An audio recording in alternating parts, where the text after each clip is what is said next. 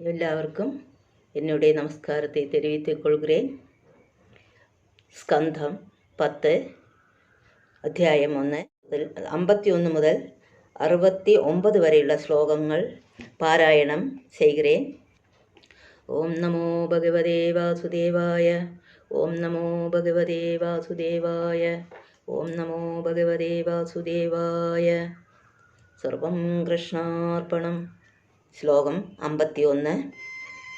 അഗ്നേര്യഥാദാരു വിയോഗയോഗയോർ അധിഷ്ഠതോന്യന്ന നിമിത്തമസ്തി ഏവം ഹി ജന്തോരവിദുർവിഭാവ്യ ശരീരസംയോഗവിയോഗഹേതു ഏവം വിമർശിതം ഭാവം യാവദാത്മനിദർശനം പൂജയാമാസ വൈശ്ചോരേ ബഹുമാനപുരസ്കരം പ്രസന്നവദനാംഭോജോ നൃശംസം നിരപത്രപം മനസാ ദൂയമാനേന വിഹസന്നിതമബ്രവീത്. വസുദേവ ഉവാച ന ഹ്യസ്യാസേ ഭയം സൗമ്യ യദ്ഭാഗാഃ ശരീരിണി പുത്രാൻ സമർപ്പയിഷ്യേസ്യ യദസ്തേ ഭയമുദ്ധിതം. ശ്രീശുക ഉവാച സ്വസുർവധാന്യവവൃതേ കംസസദ്വാക്യസാരവേ വസുദേവോപിതം പ്രീത പ്രശസ്യ പ്രാവിശദ്ഗൃഹം. അഥ കാല ഉപാവൃത്തെ ദേവകീ സർവദേവതാ പുത്രാൻ വസുഷുവേ ചാഷ്ടൗ കന്യാം ചൈവാനുവത്സരം കീർത്തിമന്ദം പ്രഥമജം കംസായാനകദുന്ദുവേ അർപ്പയാമാസ കൃച്ഛ്രേണ സോന്യദാദതി വിഹ്വല. കിം ദുസ്സഹം നോ സാധൂനാം വിദൂഷാം കിമപേക്ഷിതം കിമകാര്യം കദര്യാണാം ദുസ്ത്യജം കീന്ദ്രിതാത്മനാം.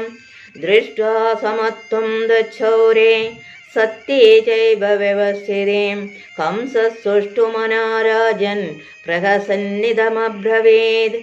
പ്രതീയാദോ കുമാരോയം ന ഹ്യസ്മാദസ്തി മേ ഭയം അഷ്ടമായുവയോർഗർഭാൻ മൃത്യുർമേ വിഹിത കില.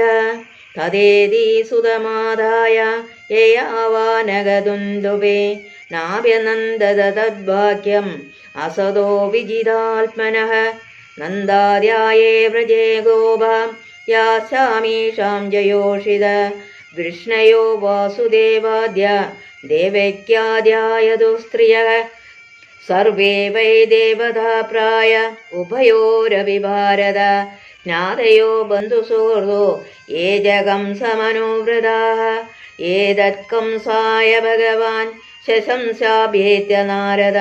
ഭൂമേർഭാരായമാണാനാം ദൈത്യാനാം ജപഥോദ്യമം.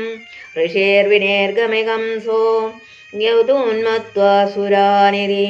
ദേവൈക്യാ ഗർഭസംഭൂതം വിഷ്ണും ച സ്വവധം പ്രതി. ദേവകീം വസുദേവം ച നിഗൃഹ്യ നികടൈർഗൃഹേ ജാതം ജാതമഹാൻ പുത്രം തയോരജനസംഖ്യയ. മാതരം പിതരം ഭ്രാതൃൻ സർവാശ സുഹൃദസ്തദാ.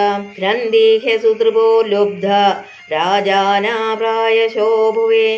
ആത്മാനമിവ സഞ്ജാതം ജാനൻ രാഗ്വിഷ്ണുനാഹതം മഹാസുരം കാലനേമി യദുപേസ വിരുദ്ധ്യത.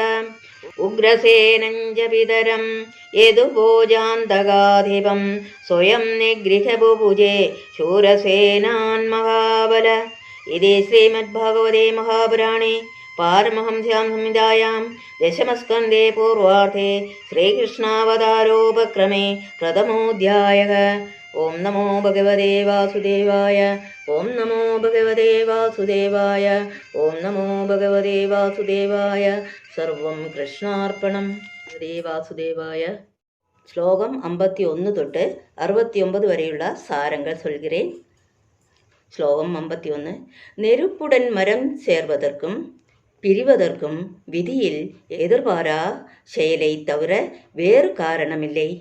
அதே போன்ற ஜீவனுக்கு உடலுடன் சேர்க்கைக்கும் பிரிவிற்கும் காரணம் ஊகித்தறிய முடியாததே.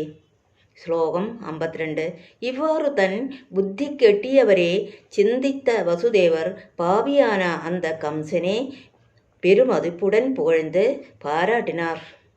ஸ்லோகம் 53. கொடியவனும் கூச்சமற்றவனுமான அவனிடம் வாடிய உள்ளத்துடன் ஆனால் முகம் தாமரை போல் மலர சிரித்து கொண்டே இவ்வாறு கூறினார். ஸ்லோகம் 54. வசுதேவர் கூற்று. இளகிய மனமுள்ளவனே, அசரீரி வாக்கு கூறியவாறு இவளால் உனக்கு பயமில்லை அல்லவா? உனக்கு பயம் தருகிற இவளது புதல்வர்களே உன்னிடம் அழித்து விடுகிறேன். ஸ்லோகம் 55. ஸ்ரீ சுகர் கூறுகிறார். வசுதேவர் கூறியதின் கருத்தை உணர்ந்த கம்சன் தங்கை கொல்லுவதிலிருந்து விலக்கி கொண்டான். வசுதேவரும் மகிழ்ச்சியுடன் அவனை புகழ்ந்துவிட்டு தன் வீட்டை அடைந்தார். ஸ்லோகம் 56. பின்காலம் சூழ்ந்தது. எல்லோருக்கும் தெய்வம் போன்ற தேவகி வருடமொன்றாக 8 புதல்வர்களையும் ஒரு பெண்ணையும் பெற்றார். பகவானே குழந்தையாக பிறக்கப் போவதால் தெய்வம் போன்றவள் என்கிறார் ஸ்ரீ சுகர். ஸ்லோகம் 57. பொய்க்கு அஞ்சியவரான வசுதேவர் முதலில் பிறந்த கீர்த்திமான் என்கிற குழந்தையை மிக வருத்தத்துடன் கம்சனிடம் கொடுத்தார். ஸ்லோகம் 58. எல்லோருக்கு ஏதுதான் தாங்க முடியாதது? அறிவாளிகளுக்கு ஏதுதான் வேண்ட பெறுவது?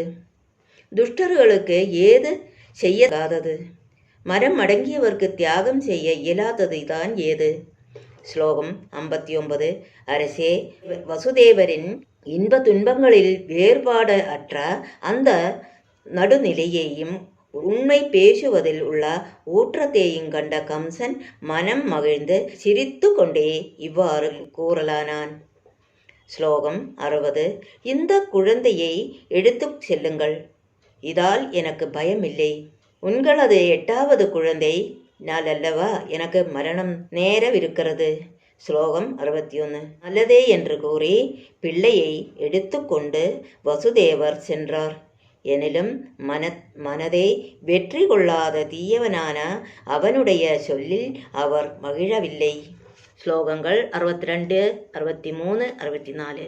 பரீட்சித்து மன்னரே, நந்தர் முதலான ஆயர்பாடியிலுள்ள கோபர்களும் அவர்களது மனைவிகளும் விஷ்ணுகுலத்தவரான வசுதேவர் முதலானோரும் தேவகி முதலிய எதுகுலத்து பெண்களும் இவ்விருகுலத்து உற்றார் உறவினர்களும் நண்பர்களும் கம்சனே அண்டி வாழ்பவர்களும் ஆகிய அனைவரும் பெரும்பாலும் தேவர்களே என்பதையும் பூமிக்கு பாரமாகியுள்ள அசுரர்களை கொல்வதற்கான முயற்சி இது என்பதையும் கம்சனிடம் வந்த பகவான் நாரதர் எடுத்துரைத்தார். ஸ்லோகம் 65, 66. நாரத முனிவர் வெளியேறியதும் யதுக்கள் தேவர்கள் என்பவரையும் தேவகியில் கருவில் தன்னை கொல்வதற்கு ஸ்ரீ விஷ்ணு தோன்றவிருப்பதையும் கம்சன் உணர்ந்து தேவகியையும் வசுதேவரையும் விலங்கிட்டு சிறையில் அடைத்து அவர்களுக்கு பிறக்கிற ஒவ்வொரு குழந்தையையும் ஸ்ரீ விஷ்ணு என்ற சந்தேகத்தால் கொன்றான். ஸ்லோகம் 67.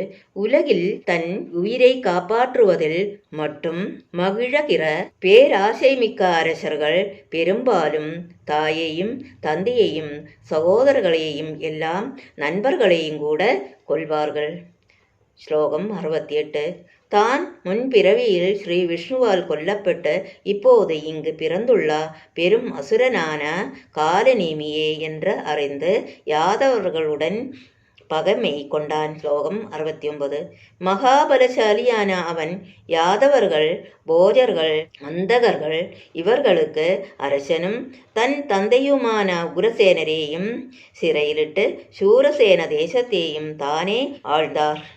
ஸ்ரீமத் மகாபுராணம் 10வது ஸ்கந்தத்தில் 1வது அத்தியாயம் 8. ஓம் நமோ பகவதே வாசுதேவாய. ஓம் நமோ பகவதே வாசுதேவாய. சர்வம் கிருஷ்ணார்ப்பணம்.